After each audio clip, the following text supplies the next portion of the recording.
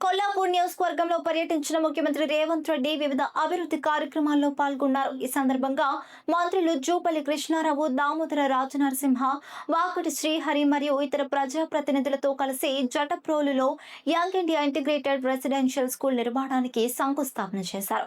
అనంతరం మహిళా సంఘాల సభ్యులకు వడ్డీ లేని రుణాలు, చెక్కులు, శ్రీనిధి చెక్కులు, కొత్త రేషన్ కార్డులు పంపిణీ చేశారు.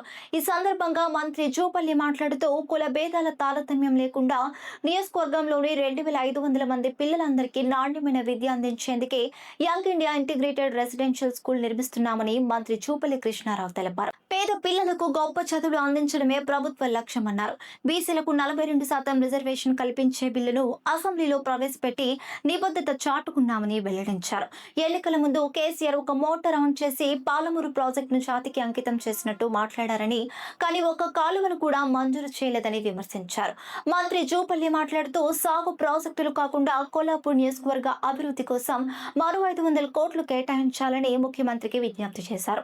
రాష్ట్ర ప్రగతిలో కొల్లాపూర్ పాత్ర ఉందని గుర్తు చేశారు. 98 జీవో రద్దు చేసి శ్రీశైలం నిర్వాసితులకు ఉపశమనం కల్పించాలని కోరారు.